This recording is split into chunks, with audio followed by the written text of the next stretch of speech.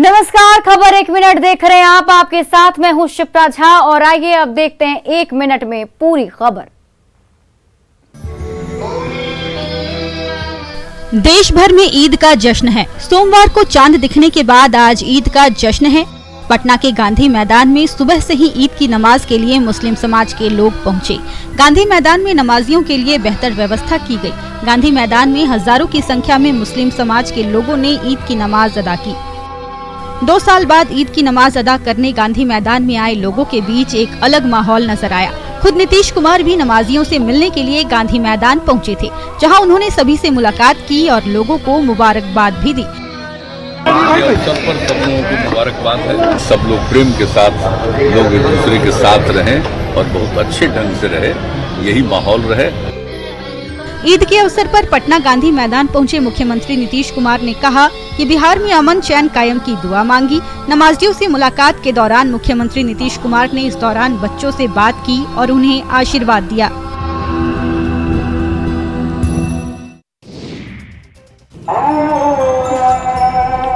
ईद का रंग पूरे देश में चढ़ा हुआ है।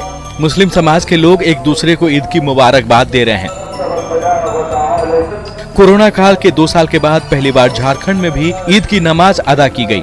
राजधानी रांची के सबसे बड़े हरमो ईदगाह में शांतिपूर्ण तरीके से ईद की नमाज अदा की गई। इस मौके पर अकीदतमंदों ने अमन चैन की दुआएं मांगी। बच्चे, बूढ़े और नौजवानों ने एक दूसरे से गले मिलकर ईद की बधाई दी। हजारों की संख्या में मुस्लिम समाज के लोग न सिर्फ हरमो मैदान बल्कि शहर के अलग अलग जगहों पर ईद की नमाज अदा करने पहुंचे। वहीं ईद को लेकर प्रशासन की तरफ से पहले से ही मुकम्मल व्यवस्था की गई थी। ईद को लेकर राज्य में सुरक्षा व्यवस्था चुस्त दुरुस्त रहे। पुलिस मुख्यालय के आदेश पर संवेदनशील क्षेत्रों में पुलिस की गश्ती तेज रही, जिसकी वजह से सभी कार्यक्रम शांतिपूर्ण तरीके से संपन्न हुए।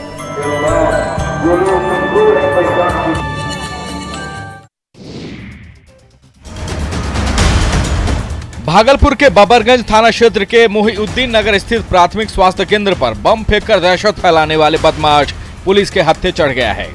पुलिस ने अस्पताल की 4 दीवारी पर बम फेंकने वाले की पहचान कर उसे गिरफ्तार कर लिया है। आरोपी से पूछताछ के दौरान उसके एक और साथी की भी गिरफ्तारी हुई है। बम फेंकने वाले की पहचान सीसीटीवी फुटेज के आधार पर की गई है। सीसीटीवी फुटेज में साफ दिख रहा है कि कैसे आरोपी ने दहशत फैलाने के लिए अस्पताल की दीवार पर बम फेंका था।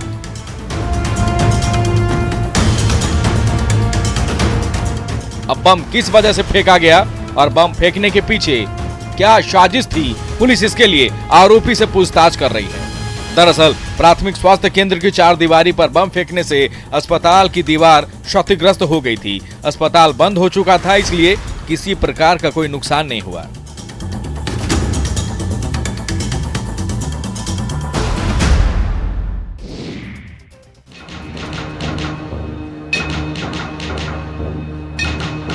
बिहार में शराबबंदी कानून का सख्ती से अनुपालन कराने के लिए प्रशासनिक अमले से लेकर सरकार तक मुस्तैदी से लगी है, लेकिन शराब तस्कर अपनी हरकतों से बाज नहीं आ रहे हैं। शराब तस्करी के नए नए तरीके अपना रहे हैं, लेकिन तस्करी के हर तरीकों पर ताबड़तोड़ कार्रवाई भी की जा रही है। राजधानी पटना से ऐसे ही एक मामला सामने आया है, जिसमें कपड़े की बोरियों के नीचे शराब की तस्करी का खुलासा हुआ है। गुप्त सूचना के आधार पर मद्य निषेध विभाग की टीम ने 500 शराब की पेटियां जब्त की है। अधिकारियों के मुताबिक जब्त शराब की कीमत 40 से 50 लाख के बीच है।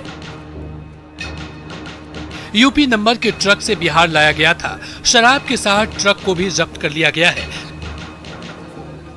लाखों की शराब जब्त किए जाने के बाद शराब माफिया में हड़कंप है।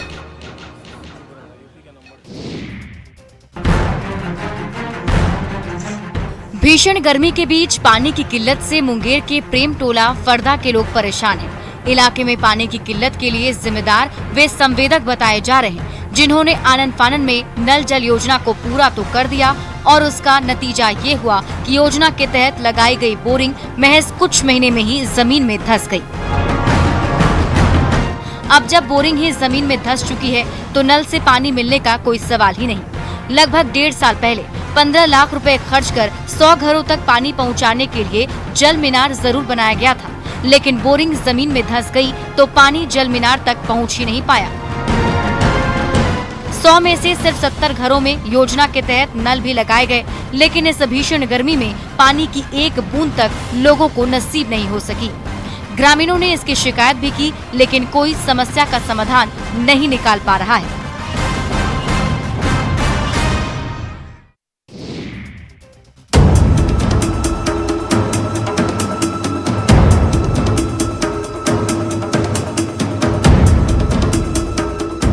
लखीसराय के वार्डों में कचरा फेंकने के लिए लगाए जाने वाले स्टेनलेस फोल्डिंग डस्टबिन को लेकर विवाद बढ़ गया है। वार्ड में इन डस्टबिन को लगाने से पहले वार्ड पार्षद शंकर राम ने प्रशासन के खिलाफ मोर्चा खोल दिया है। पार्षद ने आरोप लगाया है कि सभापति और कार्यपालक पदाधिकारी ने जनता की मोटी रकम का दुरुपयोग किया है। पार्षद का आरोप है कि पहले ही जिले में कचरा प्रबंधन के लिए खरीदे गए काफी संख्या में डस्टबिन और महंगी मशीनें धूल फांक रही है। मशीन सड़ रहे हैं, इनमें जंग लग गए हैं। वार्डों में अब तक इन डस्टबिन को नहीं लगाया गया है। बावजूद इसके सभापति और कार्यपालक पदाधिकारी ने फिर से करोड़ों रुपए खर्च कर सैकड़ों स्टेनलेस फोल्डिंग डस्टबिन की खरीद की है। पार्षद का कहना है कि वे इस मामले की जांच डीएम से करेंगे। दरअसल नगर परिषद ने स्टील और मोबाइल डस्टबिन की खरीदी की है, जिस पर मुद्दा गरमाया है।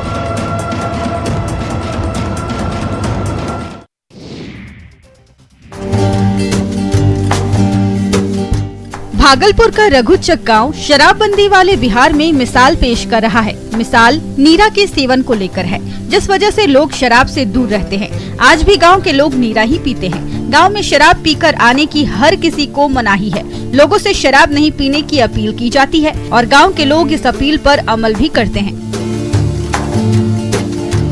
शराब से दूर रहने वाले सुल्तानगंज के रघुचक गांव की हकीकत यही है।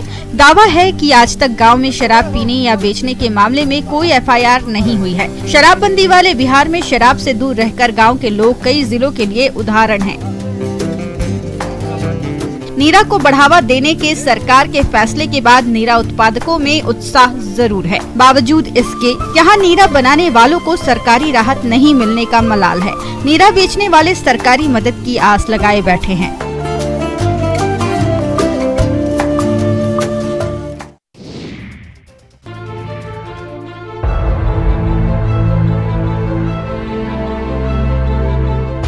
गिरिडीह के सिरैया में प्रधानमंत्री आवास योजना के तहत लाभ पाने के लिए लाभुकों को घूस देनी पड़ रही है। लाभुकों का आरोप है कि अधिकारियों को घूस नहीं देने पर लिस्ट से नाम हटा दिया गया है। दरअसल नगर पंचायत घोषित होने के बाद सिरैया के लोग योजना के तहत शहरी आवास के लिए अधिकारियों के पास गए। इनका आरोप है सिटी मैनेजर ने आवास का लाभ देने के बदले उनसे 20,000 रुपए घूस के तौर पर मांगे। जब इन लोगों ने घूस देने में असमर्थता जताई तो लाभुकों का लिस्ट से नाम हटा दिया गया। ग्रामीणों का आरोप है कि उनकी घर की बदहाली को देखने के बाद भी अधिकारी सुनने को तैयार नहीं है। इधर लिस्ट से नाम हटने के साथ घूस मांगने का मामला डीसी तक भी पहुंचा है। दूसरी तरफ सिटी मैनेजर आरोप को बेबुनियाद बता रहे हैं। कह रहे हैं जिन्होंने उन पर आरोप लगाए हैं उनके खुद के पक्का मकान है और दोबारा आवास लाभ उठाना चाह रहे हैं।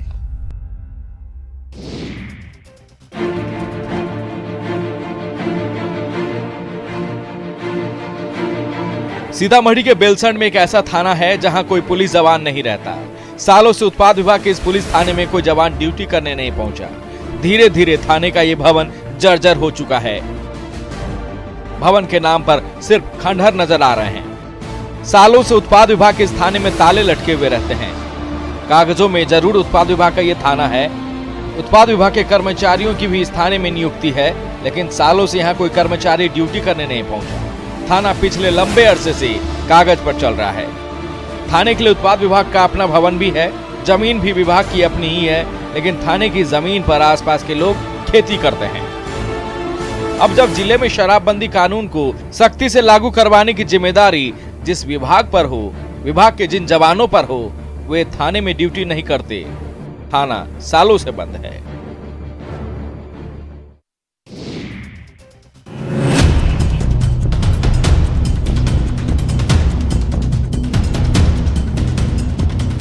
भागलपुर में बेमौसम बारिश से एक तरफ लोगों को गर्मी से राहत जरूर मिली, लेकिन इस एक दिन की बारिश ने निगम की तैयारियों की पोल खोल कर रख दी है।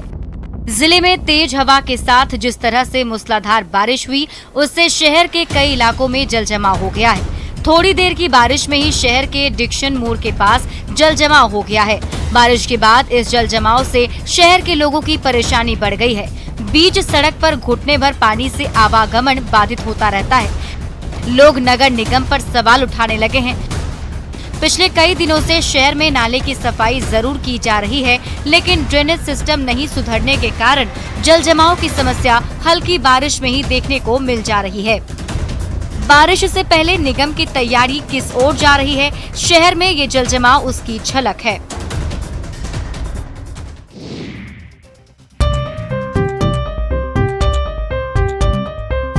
गोपालगंज के बरौली में भागड़ जलाशय किसानों के लिए वरदान साबित हो रहा है। इस जलाशय में दुर्लभ प्रजाति के शैवाल यहाँ के लोगों के लिए जीविकोपार्जन का जरिया बन गया है। मछली पालन के साथ साथ भागड़ जलाशय में दुर्लभ प्रजाति के शैवाल हैं। यहाँ मौजूद शैवाल को दवन घास कहते हैं। इस शैवाल में वसा और नाइट्रोजन की प्रचुरता होती है। इससे जलीय जीवों का ग्रोथ तेजी से बढ़ता है। नाइट्रोजन के कारण पानी में मिठास और ठंडक बनी रहती है। यहाँ के मछुआरे जलाशय से शैवाल इकट्ठा कर एक पूरा नाव शैवाल 1200 रुपए में बेचते हैं। दूसरे जिले के व्यापारी मछलियों के चारे और दवा बनाने के लिए शैवाल की खरीद करते हैं। आसपास के लोगों का दावा है कि इस जलाशय से शैवाल निकालकर किसी अन्य तालाबों या जलाशयों में रखा जाए तो वो बेकार हो जाता है, लेकिन देख रेख के अभाव में सलेमपुर का ये जलाशय का दायरा तेजी से सिमट रहा है। प्रधानमंत्री मोदी